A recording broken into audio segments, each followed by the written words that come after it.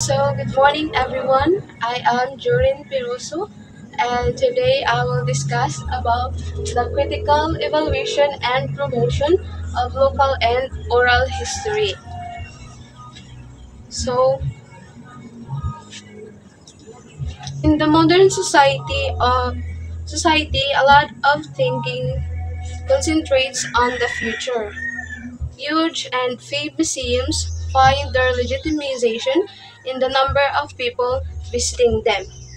But what could legitimize the existence of the small and not very famous ones? Some museums has a big role to play in the process of creation of social identity. Another very important role is education. A museum nowadays is also an institution responsible for cultural activity, organizing concerts, and exhibitions not only allows people to experience the culture but also creates a cultural background of the local society. The anthropocentric principle of culture contains an evaluating element at the same time. The status of culture based on the affirmation of humanity does not justify all of its axiological realms. Thus, culture as a universal category appears to be an axiological one at the same time. The evaluating understanding of culture does not stand in opposition to the principle of the universal view of culture, but it emphasizes its personal character. So, ang critical na pagsusuri at pagpapalaganap ng lokal at pasalitang kasaysayan ay naglalahad ng kahalagahan ng mga museo. Hindi lang sa malalaki kundi sa maliliit din at di gaanong kilala. So, ang museo ay hindi lamang nagbibigay sa atin ng edukasyon, kundi naglilikha rin ito ng panlipunang identidad. So, ngayon ay tatalakayin natin ang mga museo sa Pilipinas. So, first is the Aguinaldo Shrine. So, Aguinaldo Shrine, it is a national shrine of the Philippines located in Kawit, Cavite, where the Philippine Declaration of Independence from Spain was declared on June 12, 1898. Commemorate the event now known as Araw ng Kalayaan or Independence Day, a national holiday. The Philippine flag is raised here by the top government officials on June 12 each year. The house is now a museum. The shrine is ancestral home of Emilio Aguinaldo, officially the first president of the Philippines, the only president of the first Philippine Republic. The house was built in 1845, made from wood and thatch, and reconstructed in 1849. So here, Aguinaldo was born on March 22, 1869. On June 12, 1898, the independence from Spain was proclaimed from the windows of the Grand Hall. The Declaration of the Philippine Independence was read by its author, Ambrosio Rianzares Bautista, also known as Don Busyong, a Filipino lawyer and author of the Declaration of Philippine Independence, born on December 7, 1830 in Binian, Laguna. He studied law at the University of Santo Tomas and practiced law in Manila, offering free legal services to poor clients. He served as the first advisor to President Emilio Aguinaldo and played a significant role in the Philippine Revolution. So, contrary to popular beliefs, Ambrosio Bautista is the one who waved the flag during the proclamation of Independence Day on June 12, 1898, and not Emilio. So, President Aguinaldo greatly enlarged his home from 1919 to 1921, transforming it into a monument to flag and country.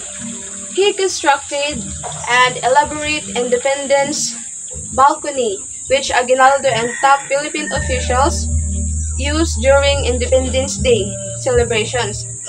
So many visitors today assume the balcony to be the actual location of the Independence Proclamation. Aguinaldo donated his home to the Philippine government on June 12, 1963. To perpetuate the spirit of the Philippine Revolution of 1896 that put an end to Spanish colonization of the country. So, Aguinaldo died on February 6, 1964 at the age of 94 at Veterans Memorial Medical Center in Quezon City. The same year, the government declared the mansion as a national shrine on June 18 for Republic Act No. 4039, signed by President Diosdado Macapagal. So our Republic Act 4039 is a law that establishes the Freedom Shrine or Aguinaldo Shrine. Diosdado Macapagal was the 9th President of the Philippines, serving from 1961 to 1965. Born on September 28, 1910, in Lubao, Pampanga. He was a Filipino lawyer, poet, and politician who played a significant role in shaping country's history. Macapagal changed the celebration of Independence Day from July 4 to June 12, commemorating the country's declaration of independence from Spain in 1898. So, it was changed in 1962.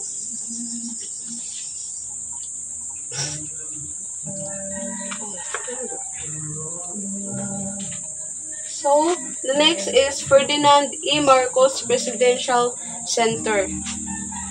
So, Ferdinand E. Marcos Presidential Center is a museum situated in Batak, Ilocos Norte, dedicated to former Philippine President Ferdinand Marcos or Ferdinand Emmanuel Idralin Marcos Sr., which also hosts the cenotaph of the former president.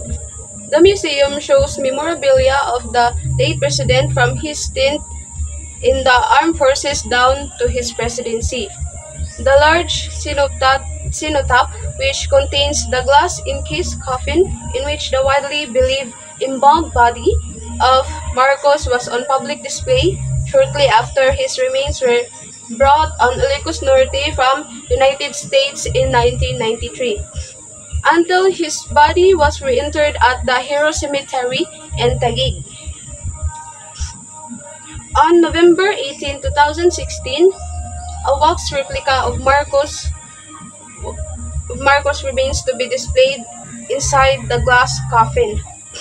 So, the museum showcased memorabilia from Marcos's time in the armed forces to his presidency.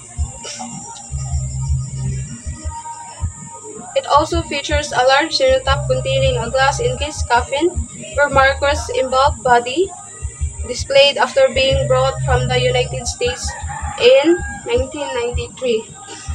So, ang story man ato kay, diba nag-declare siya og martial law pagka 1972 with her wife Imelda. So, tungod sa ilahang autocratic government system, it was lead to economic stagnation and recurring reports of human rights violations. So, Marcos held onto his presidency until 1986, when his people rose against his dictatorial rule and he was forced to flee. So, adto siya sa USA.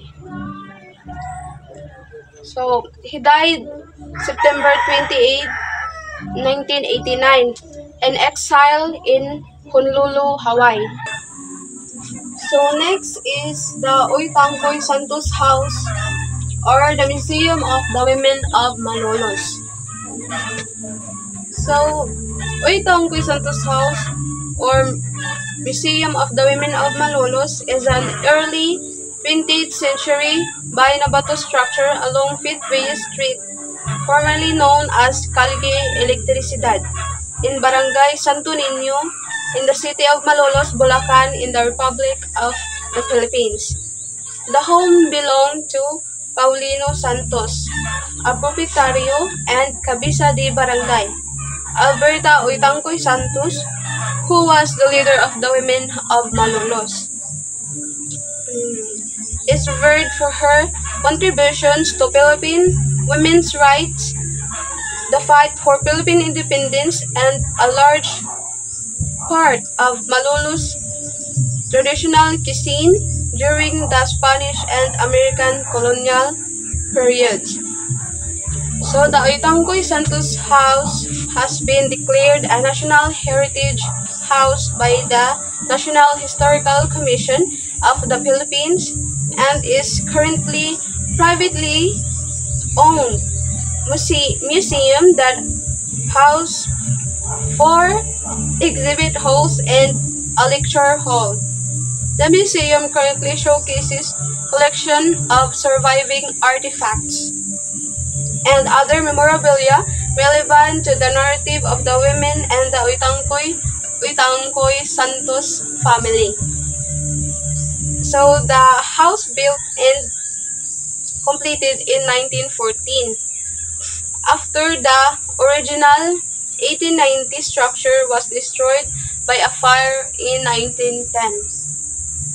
The Oitangcoy Santos House is currently owned by Josefa Santos Tibahia and Lourdes Santos Herrera, granddaughters of Paulino Santos and Alberta Oitangcoy Santos. It is under the care of the non-profit organization, the Women of Malolos Foundation, Inc., which superseded initial efforts of restoration through their own a piece of history, adopt a heritage house project. So on 14 April 2013, the house turned into museum, opened its doors into public through a soft launch that was attended mostly by members of the Women of Malolos Foundation and descendants of the 20 women. So the Women of Malolos were 20 women from prominent Chinese Filipino families in Malolos, Bulacan, who signed and presented a letter to Governor General Valeriano Weyler on December 12, 1888. So, requesting permission to open a night school where they could be taught Spanish. So the women's daring action which defied the authority of the town's Augustinian friar curate was lauded by reformists such as Jose Rizal, Garciano Lopez, and Marcelo H. del Pilar.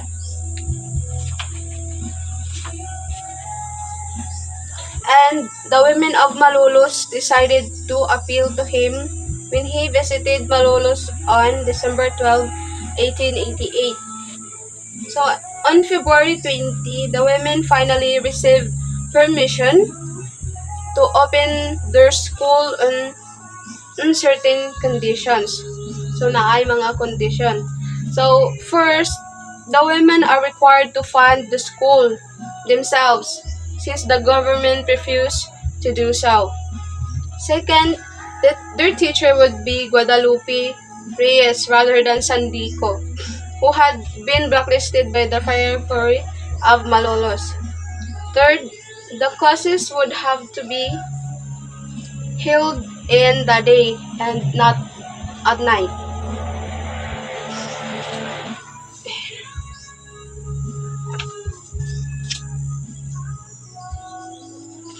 So the museum closed temporarily on January 18, 2017.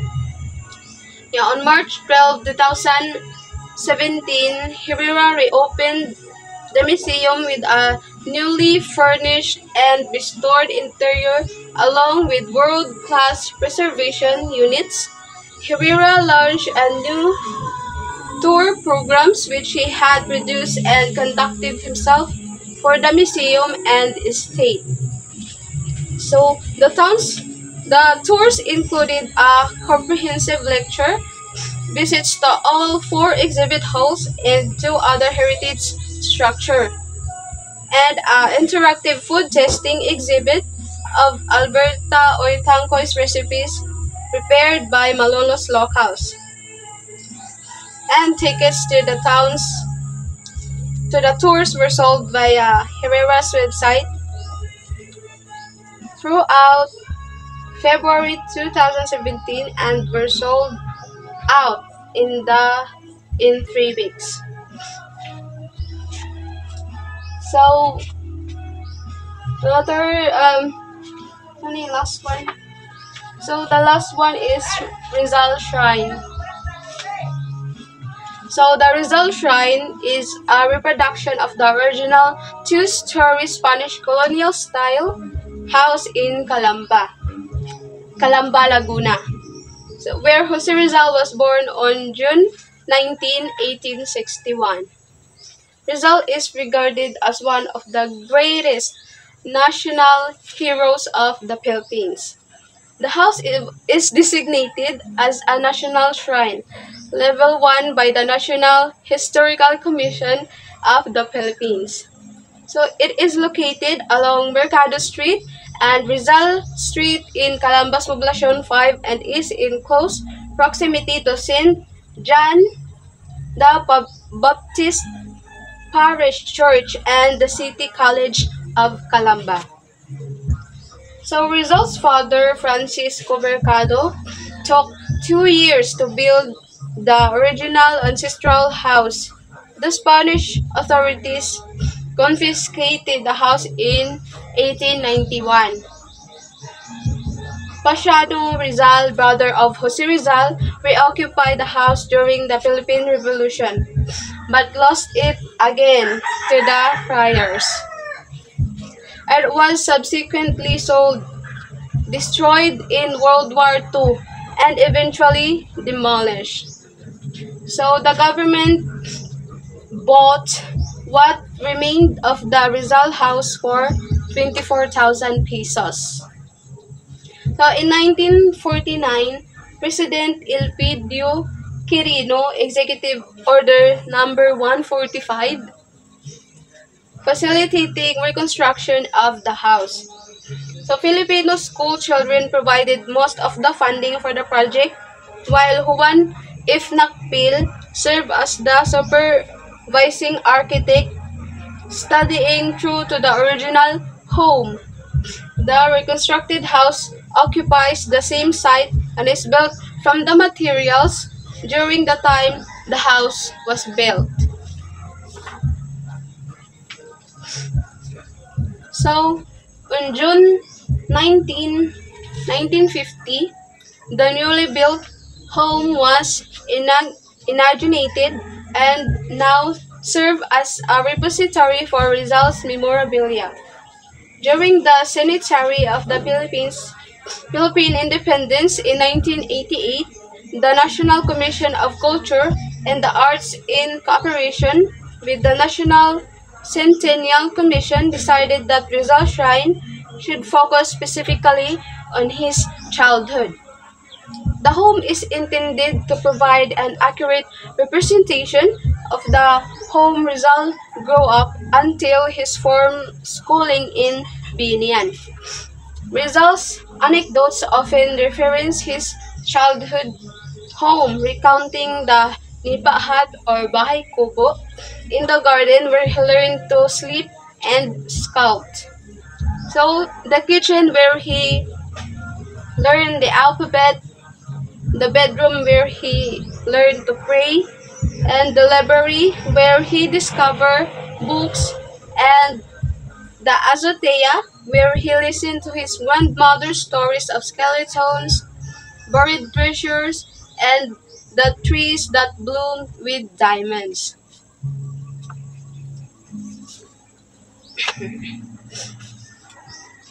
So next is the culture of the Philippines.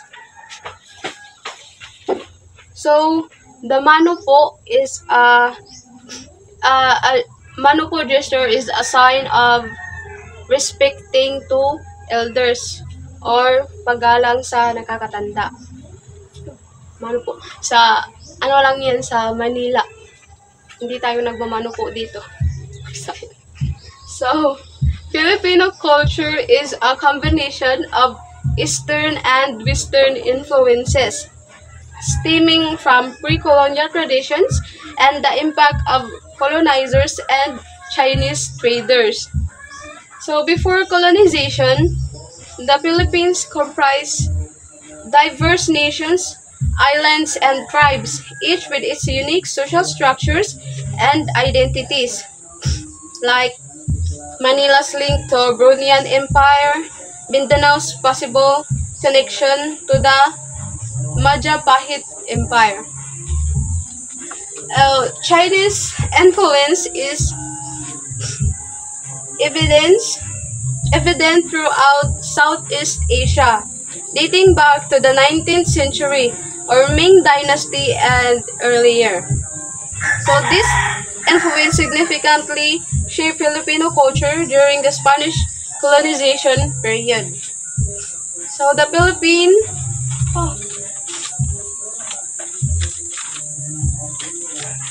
Philippines was initially settled by Negritos, followed by Austronesians.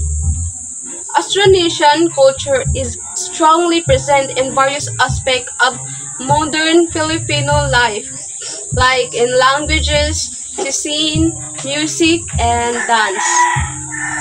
So trade with neighboring nations like Indonesia, Malaysia, and Brunei, and mainland Southeast Asia like Japan, Korea, China, India, and Arabia has further enriched the culture. So Spanish colonization in 16th to 19th centuries introduced Roman Catholicism, substantially influencing the nation's religious landscape.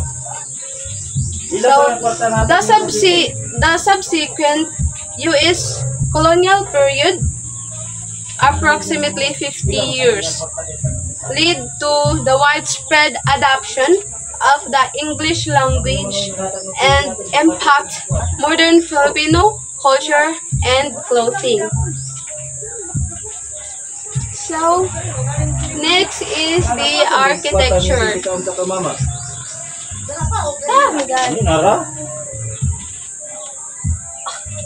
Architecture.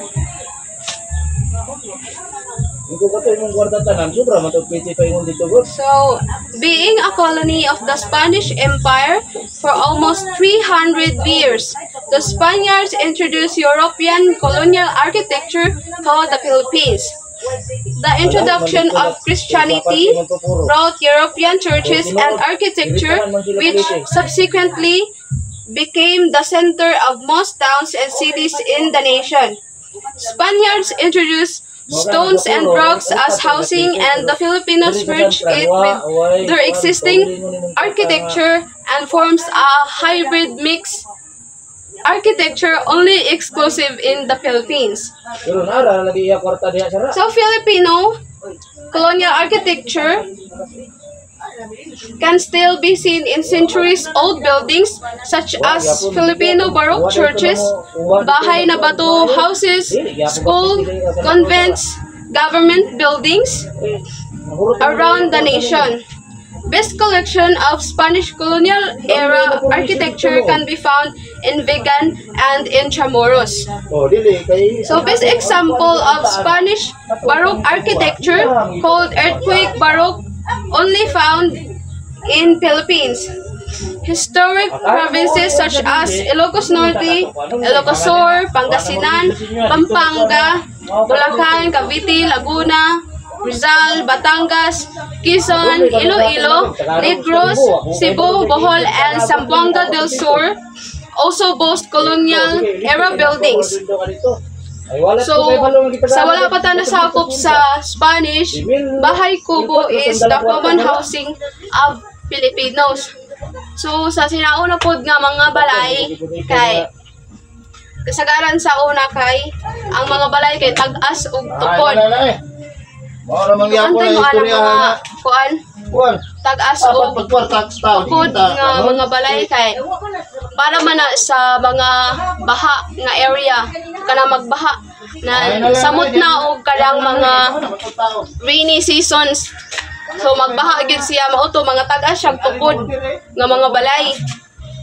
And sa una pod kay mga baga nga atop, mga bagag atop ang mga balay sa mountain areas. Ya, mga tag-as ug tukod sa mga coastal areas.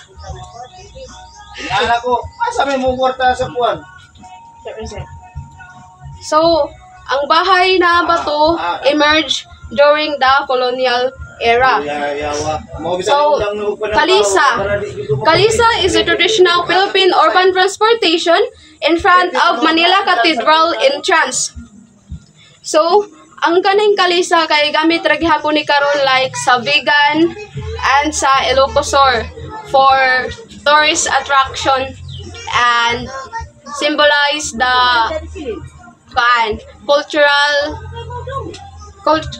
country's cultural heritage.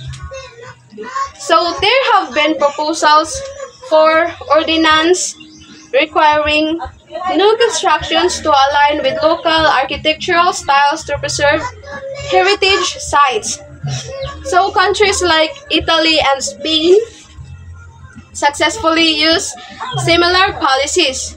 Many architecture and engineering experts in the Philippines lack sense of preventing heritage, leading to destruction of townscapes like Manila. So only the city of Vigan has passed such ordinance, lead to its declaration as a UNESCO World Heritage Site. Preservation of its unique architecture landscaping styles.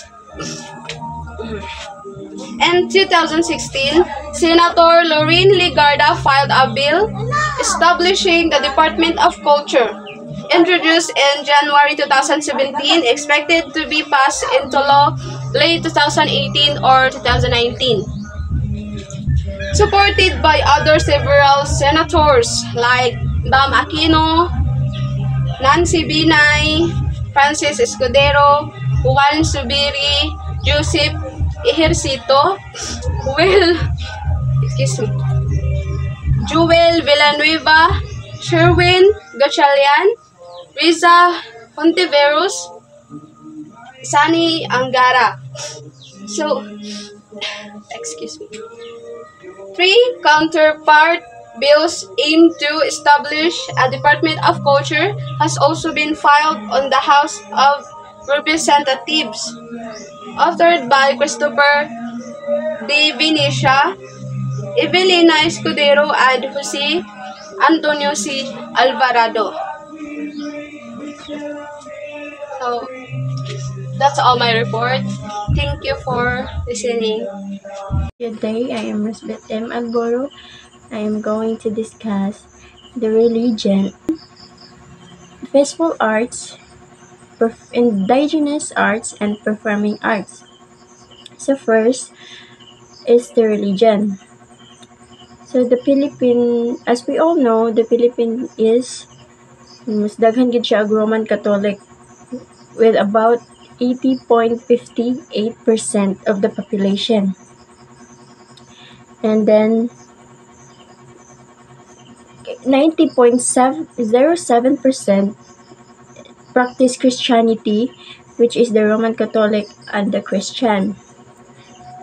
And then 5.57% of the population practice Islam. So, ang kaning mga Islam is primarily located in the southwestern Mindanao, sa southwestern Mindanao, like sa Sulu Archipelago, and the southwestern Palawan. Dagan og mga Islam didto na lugar. Bago pa dumating ang mga Kastila sa Pilipinas, o bago pa man nangyari ang pagsakop ng mga Espanyol sa Pilipinas, ang mga katutubong Pilipino ay may iba't ibang paniniwala. Ang unang relihiyon ay ang Semantic Animism. So bago dumating ang mga Kastila sa Pilipinas noong 16th century, ang Semantic Animism ay ang pangunahing relihiyon. Sa mga Pilipino, naniniwala na isang mundo na puno ng espiritu o tinatawag na anito. So, ang mga Pilipino ang tawag nila sa espiritu is anito. Ang anito ay mga espiritu na mga ninuno or spirit of nature na naninirahan sa mga puno at ilog.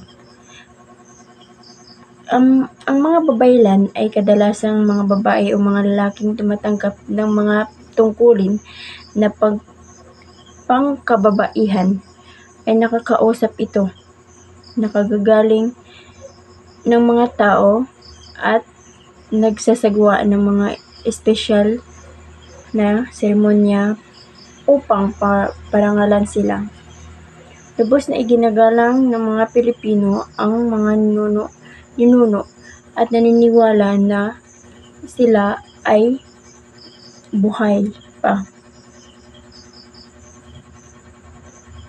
Ang tradisyonal na mga gagamot na kadalasang mga babaylan ay gumagamit ng mga halamang gamot, ritual, at mga natural na lunas upang gamutin ang mga pisikal at espiritual na problema. So yun ang Semantic Animism. Semanistic Animism. So like ang mga Pilipino sa una is naniniwala na ang mga espiritu or ang lahat ng bagay or mga nature is na dito ang espiritu sa ilang mga ninuno. Yun siya ang Semantic Animism. For example, kana ganing ay alibangbang na mutog pa sa imuha. Mga na dahil na anong ayalang hilabti kay si Kuan ni Duaw. Ngayon jud mo na siya example sa Semantic Animism. So the second one is ang Polytheism. So Polytheism is worshipping multiple gods or goddesses. Ang halimbawa nito ay Bathala, pinakamataas na Diyos. So, mahimo sa din nato example ang Roman Catholic. Kay, di ba kita, ituutan na kanang si Papagan ang pinakataas. Pero mutuog gihapon to nila ni Mama Mary o mga santo. Sama na siyang Polytheism. So, sama na siyang Polytheism. Kuan nito og daghang gods. So, ang sunod is ang Islam. So, ang Islam is a monotheistic belief or believe only in one God. Na siya ang Islam. Dito sila ni Allah. Na ang kining Islam ay dumating noong 19th siglo sa timog silangang Asya. Kumalat dahil sa kalakalan at misyon, naging isang mahalagang relihiyon sa Mindanao at Sulu. Suma na siya ang Islam. Nang nagtuora, believe only in one God, which is Allah. Sunod is Hinduism, a religion that often described as the world's oldest living religion. So siya ang Hinduism is ma-describe ni siya as a pinaka oldest living religion. Bagaman hindi na pangunahing relihiyon ang Hinduism sa Pilipinas ngayon, malaki ang impluwensya nito sa kultura at relihiyon ng bansa noong sinaunang panahon. Ipinakikita ng mga natuklasang artifact gaya ng Laguna copper plate inscription at golden agusan statue na may ugnayan sa pagitan ng mga Pilipino at India. But nagsimula ng humina nung dumating ang mga Kastila. So, ang Hinduism pala ay ito pala ang idinidescribe na pinakamatandang relihiyon. So, malaki din ang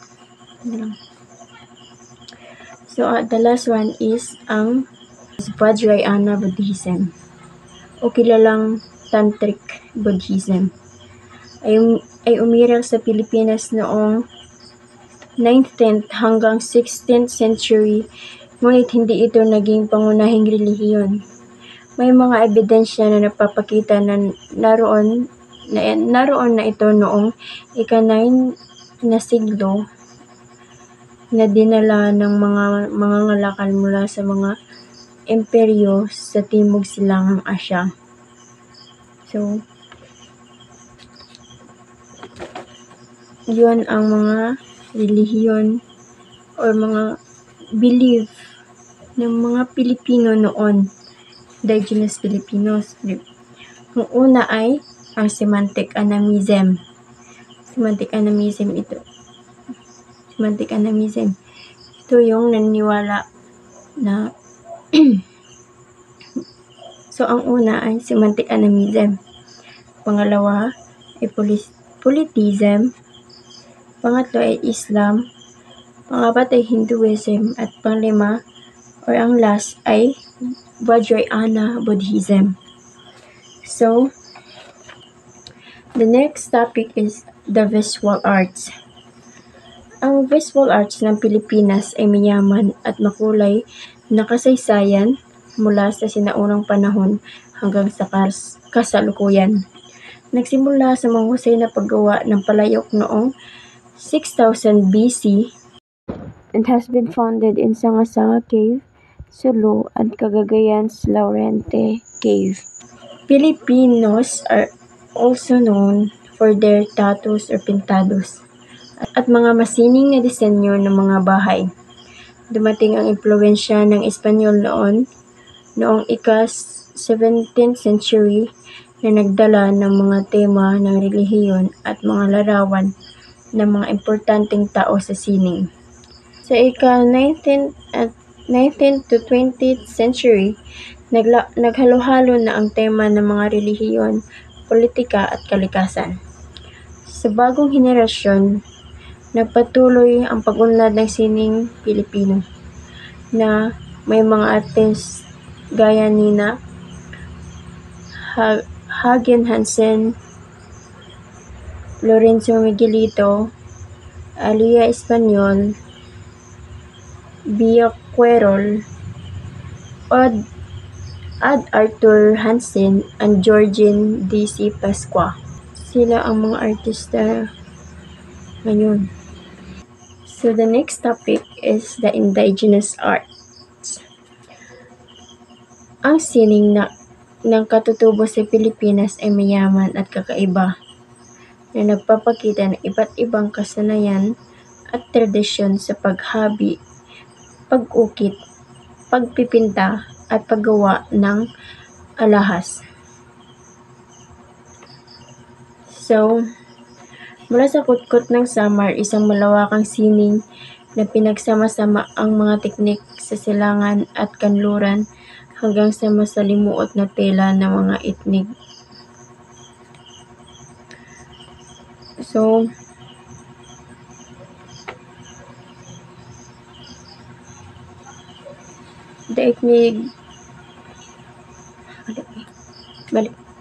mula sa Kutkot ng Samar, isang malawakang sining na pinagsama-sama ang mga teknik ng silangan at kanluran hanggang sa masalimuot na tela ng mga itnig o Tingguian, meaning mountain dwellers in Spanish. Ang mga disenyo ng tato sa Cordillera at ang paggamit ng mga likas na materyales ni Elito Cerca, makikita ang pagkamalikhain at pagpapahalaga sa kultura ng iba't ibang pangkat etniko sa bansa. Lahat ng ito ay nagpapatunay sa mayamang pamana ng sining ng mga katutubong Pilipinos. The next one is the performing arts. So, performing arts has two types. So, first is dance and second is music. So, let's go first to the dance. So, Mindanao Singkil dance is a highlight of the Philippine rich folk dance tradition alongside dances like the Tinikling and Cariñosa. These dynamic performances narrates a prince and princess forest adventure, which dancers skillfully navigating a rhythmic clashing grid of bamboo poles, and dance's purpose is entertainment, cultural prevention, and possible symbolic representation of overcoming challenges or celebrating love. It demands exceptional skills, coordination, and grace from its performers. So, yun ang Singkil dance or ang dance in the Philippines. So the two is the music. The Philippines' musical heritage is a rich tapestry woven from indigenous Islamic and Asian trends flourishing before colonization. Early music featuring diverse instruments and accompanying songs and dances for celebrations continues to influence modern forms. Prominent composers and performers have shaped the nation's musical identity, and today the country's music scene thrives with a blend of traditional folk music and contemporary genres like rock and hip-hop. Guys, good afternoon sir, good afternoon classmate. I'm going to discuss about cinema and media, education and cuisine. First is cinema and media. Philippine cinema has evolved from its early beginning in the late 19th century to a diverse film industry, characterized by various genres including nationalistic film, action, drama, and independent cinema. The formative years began in the 1870s with significant development, occurring in the 1890s to 1940s, nationalistic films, 1950s, first golden age, 1960 decline, the artistry in 1970s, and 1980s tribute years, and continuing into the 21st century with the rise of independent filmmaking. The origin and development of the Philippine cinema took place in the Philippines with the first screening occurring in Manila. Key figures include early actors like Mila de la Salle and Fernando Fo Sr., as well as generation of filmmakers and action who gained recognition both locally and internationally throughout the decades. The evolution of Philippine cinema. reflects cultural expression, societal synergies like declining viewership and production rates, but has seen a resurgence through digital technology in the first century. Philippine education system, by both Western and Eastern ideologies, comprises nursery, kindergarten, elementary for 6 years, junior high school for 4 years, senior high school for 2 years, and college university 3 to 5 years. The student can choose from various tracks in senior high school. An option includes taking college entrance exam for entering the workforce better after graduation. Different school types exist including public, private, Catholic, international, and specialized school. The University of Santo Tomas, a significant institution, was established in 1611. The K-12 system is a recent implementation, altering the structures of secondary education, the academic calendar. Originally run from June to March, but universities are adopting in August. The education takes place throughout the Philippines with the University of Santo Tomas being a prominent example in Manila. The education system serves Filipino students with various school types, ensuring to diverse needs prevalence Catholic school, particularly due to religious belief. The education system structures and influences reflect the country's history and cultural values, aiming to prepare students for higher evolution or employment. The K-12 system implementation aims to enhance quality of education and better prepare structures for global workforce. The prevalence of Catholic schools reflects the strong religious influence in the Philippines.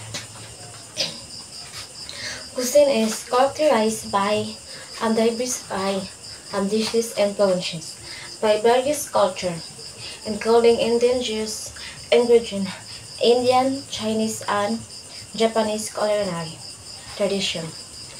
Key dishes include lapas bachoy, adobo lumpia, pancit, and lechon, alongside a variety of snack and dessert. The influences of Philippine cuisine began primarily in the 16th century with Spanish colonization, while the integration to other cultural elements has evolved over the time.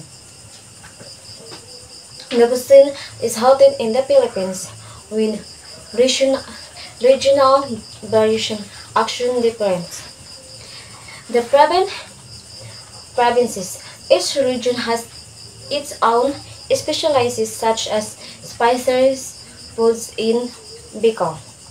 The cuisine reflects the diverse heritage of the Filipino people incorporating elements from indigenous communities, Spanish colonizers, and other cultural influences. Filipino enjoy cooking and dining together, with communal meals being significant aspect of their culture. The evolution of Philippines cuisine is ingredients and cooking methods showcases the nation history and a permitting adaptability of its culinary practice, eating habits such as having multiple meals a day and enjoying street foods highlight the social nature of Filipino dining. Hello everyone, this is my report about the ni chapter 10. So first is the sports. And unsa may kasagaran nga sports diri sa Pilipinas? Unsa may kaning sports sa Philippines, pamantang palaro. Ang arnis ang a form of martial arts nga kaning pang-depensa. Nya mausa ni siya ang national sports sa Pilipinas. Nya i-include na nato ang basketball, ang sipatakraw, billiards, badminton, and tennis. So, unsa may ang kaning mga inilang nga kaning Pinoy nga nagkuan ani. Mga sikat nga Pinoy sa aning mga sports sa. So, ang sa kaning kuan sa billiard kay bano nga si Efren Bata Reyes man ang kaning ilado gid nga billiard sa diri sa Pilipinas. So, ang kaning kuan ang boxing kay of course si Manny Pacquiao. Siya gid ang pinaka ilado gid sa boxing diri nga player. Nya ang basketball kay si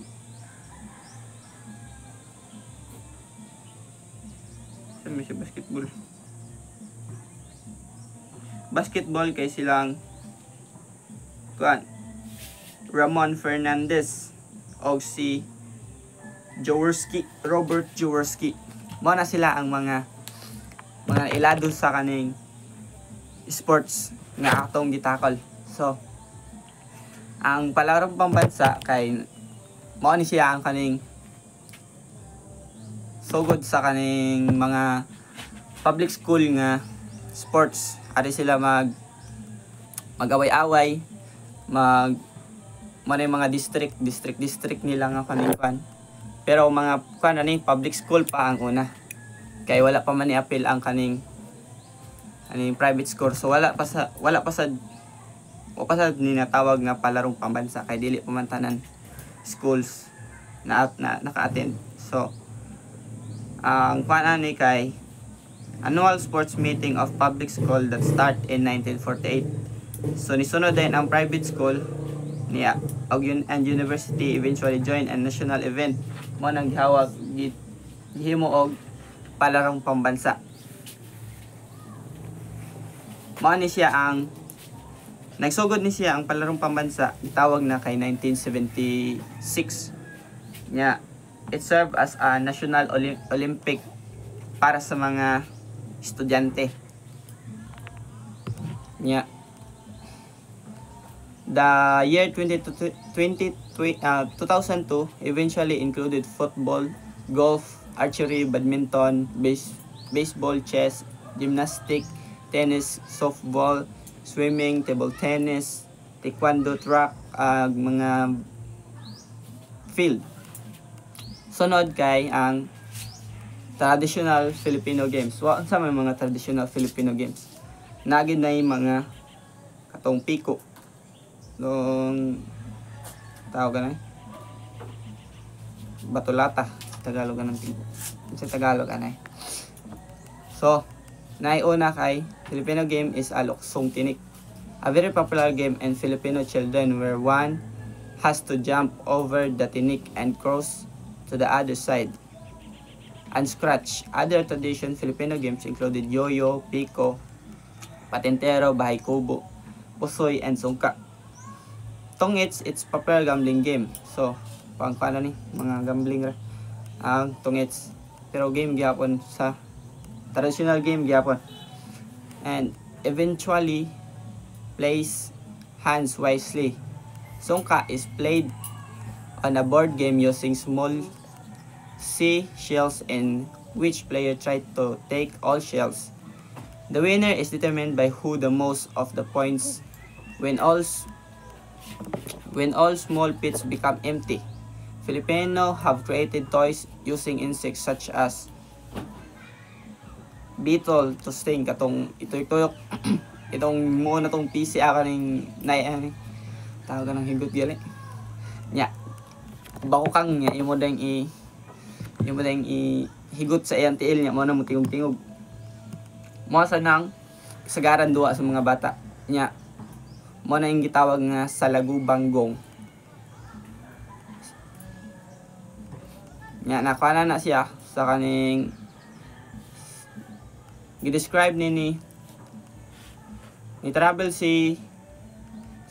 sa Negros and discover using beetles to create periodic gong effect on kerosene can be in the seat. The beetle rotates above the contraption. Pico is a Philippine version of the game Scotch. Children will draw a sequence rectangle using chalk on the ground with various level. So ini Pico mo ni Pico sa. O mo ni katong murag katong cross niya magtulon-tul sa kaning kan. Do maglabay piso sa kaning box. So sunod kay ang indigenous group. Ang asam ta nagsugod una. So we are from the Austronesian ethnic groups. They are the descendant of the original Austronesian inhabitant of the Philippines that settled in the island thousands of years ago. So, in the process have retained the indigenous customs and traditions. Nakuha pa na ilang gida ang ilang mga customs, ilang mga gamit o ilang mga tradition. In 1990, more than 100 Highland Filipino constitute approximately 3% of the Philippine population. Over the centuries, the isolated Highland people have retained their indigenous culture. So, 3% na lang kuno ang kaning nag-retain pa sa ilahang indigenous culture. Kaning nakuha pa nila ang katong kinaunhan nato nga kaning kan ba. Kinaunhan nato nga to mga custom ani mga Austronesian. These people range various group of Igorot people, group that include the Bonok, Ibalaw, Ifugao, Esnig, Kalinga, and Kankanaey, who built the rice terraces thousands of years ago. They have also covered a wide spectrum in terms of their integration and acculturation with Christian Filipinos. Others indigenous people include the Lumad, remained isolated from the Western and Eastern influence. So, indigenous and religions of shamanism. So, ang shamanism kay kabaw man tanang kuan man mga sorcery. Mao man na ang sa ato ang panod ng mga manambalay. So, due to the influx of Christianity, Islam and other world religions and traditional communities, the indigenous practice, ritual and spiritual performance are knowledge of indigenous Filipino are fast disappearing cultural worker in the country. Suggests the Taiwan model, which was made by the Taiwanese government to preserve indigenous religious to serve the Philippine-owned indigenous indigenous practice and shamanism of the Taiwan people was the fastest declining region in the country. This prompted the Taiwanese government to preserve the religion and push for the establishment of the Taiwan School of Shamanism. Shamanism, where religious leader teach their apprentice the native religion so that I will never be lost. It will never be lost. So, para nag-prevent ang mga ang establish ang Taiwan School para ma-prevent ang kaning pagwagtang sa kaning shamanism.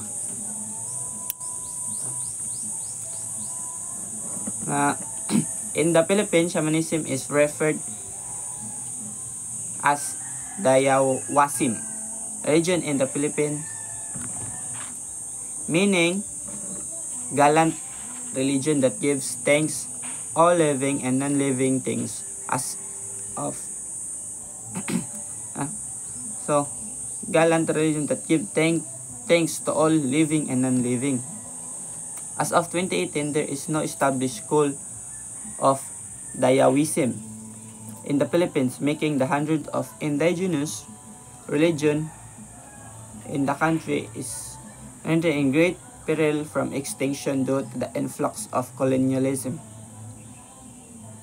Colonial era religions, each indigenous religion in the Philippines distinct from each other, possessing the unique apex, pantheon belief system and the intangible heritage pertaining the religious belief.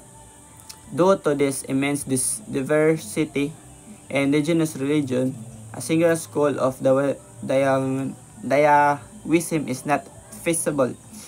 Rather, hundreds of schools of Dayawism appearing to an ethno-linguistic tribe is a better supplement to the current religious landscape in the Philippines.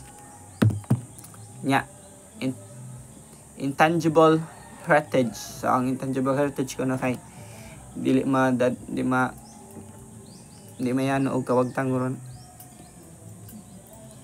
The Philippines with the National Commission of Culture and Arts, the facto ministry of cultural prior to the 2003 Convention of Philippines was invented by UNESCO to nominate intangible heritage element for the tangible heritage of humanity. This prompted the proclamation of the Hudhud chant of the Ifugao in 2001 and the Rangin Epic chant of the Maranao. So 2005, after the establishment of the 2003 Convention, all entries to the proclamation of masterpiece were incorporated in the representative list of intangible cultural heritage of Humanitarian 2018.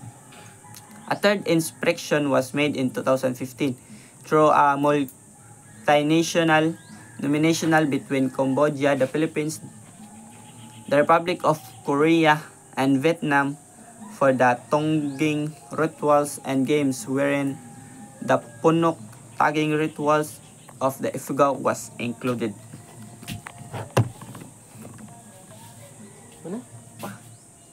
As part of the objective of the 2003 Convention, the National Commission of the Culture and Arts through the Intangible Cultural Heritage until and the partnership of ICHCAP published the Pinagmulan Enumeration from the Philippine Invention of Intangible Cultural Heritage in 2012.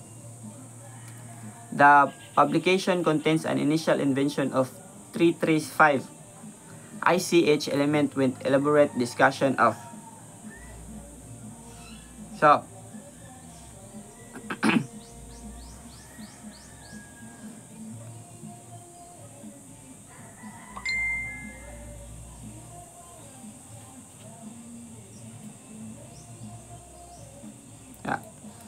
ang category of Efrain S. Cruz Prize for Best Book in Social Science and National Book Award organized by National Book Development Board. The country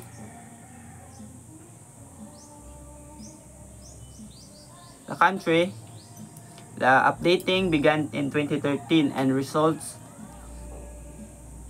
may be released in the 5 to 10 years after the scientific process finished the second in batch of element documentation according to UNESCO. It is not expected by a country or state party to have a completed inventory on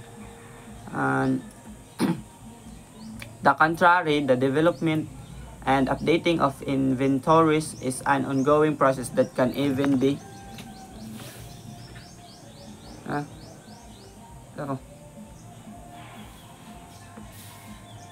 never be finished.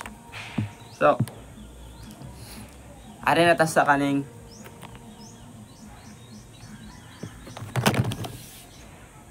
sa Government Peace Treaty on Muslims. So, unsa man gid ang Moro? Ang Moros kay mao na sila ang mga Filipino nga Muslim Filipinos. So, na sila ay kaugalingong kaning culture, history. Wa man sila na fully colonized sa kaning mga Spanish o kaning nakuha na ni sila na force ra into the Philippines during the American rule. So wala unta ni sila nakuha sa kaning Spain. Ang mga Mindanao part sa Mindanao nga kay apil man sila sa nisukol sa Spanish.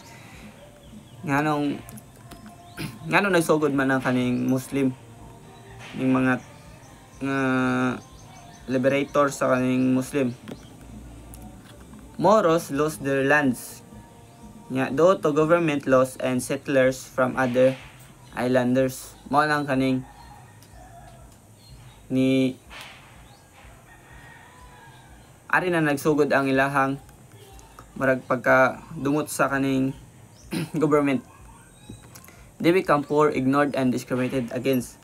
So, gikuan sa din sila. Murag kaning para sa mga Bisaya bagi kuano sad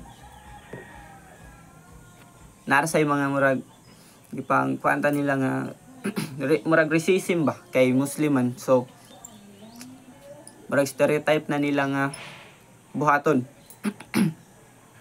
They started to fight for their rights, at first asking for independence.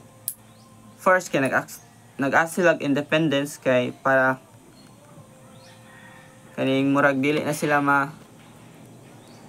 magganahan sila magpalayo sa kaning mag-establish sila kaning ilahang governance, maghimo sila ilahang own government. So unsa may gibuhat sa aning atong gobyerno? Peace deal with MNLF or Moro National Liberation Front. Promise autonomy. They can rule themselves, not independence. So, ang gikuan aning kaning 1976 peace deal with MNLF kay kuan ra autonomy. Pero dili sila independence. Maka-rule sila sa ilahang lugar pero part gapon sila sa Pilipinas. Mura rag kaning sa maning kuan. Murag Taiwan sa una nga kaning part sa Chinese pero dili sila independence. Ning sakop gyapon sila sa Pilipinas. Pero na sila kaugalingon nga. Na sila control sa ilahang lugar. Nya pag 1987 Constitution promised to create a special Muslim religion or a region or ARMM with self-rule. So karon kay pag 1987 Constitution kay gikuan sa nila. Nagpromise ang kanang government nga to create a special Muslim region. Na sila self-rule. Pag 1996 ismana ni ang final peace agreement with MNLF. Ang MNLF stopped fighting but they were still not happy. Okay?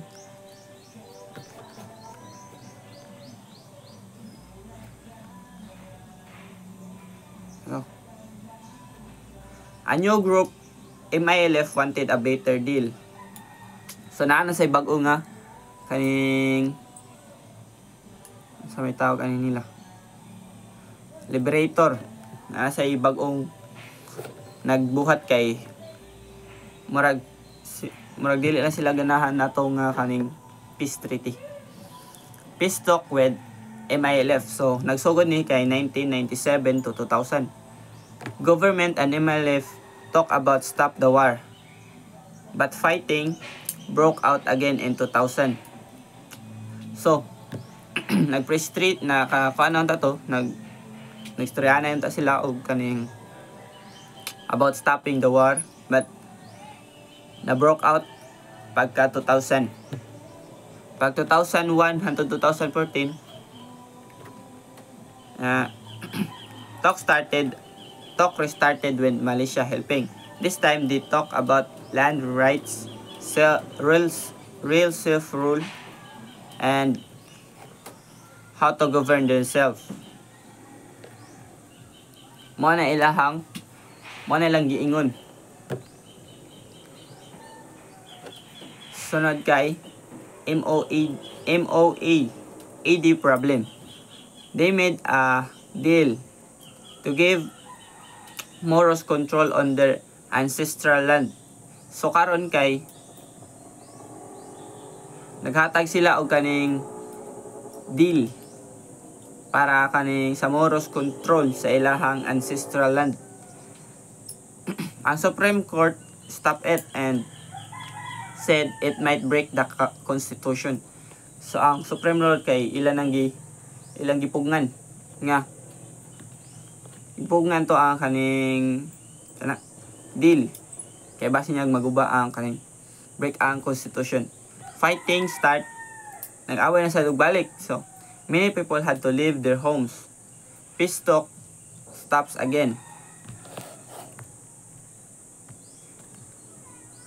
Nagbalik sila og kaning ilang restart ang kaning pag-istoryanay pagka 2009 o 2010. Both sides agreed to stop fighting again. In 2010, they agreed to continue peace talks with the next President Aquino. They promised to respect Moros' rights, create a new plan for real peace and self-rule. So, nagpromise na sila og kaning respect sa Moros' right. Kay maura man gipangita sa mga Moros. Kay gipang discriminate man sila tong motong naghimo sila liberator. Ya. Nagpromise sila og to create a new plan for peace and self-rule. Ngita gyud sila autonomy. This led to the creation of BARMM in 2019, a better version of old ARMM, where Moros now have more control over the land laws and future.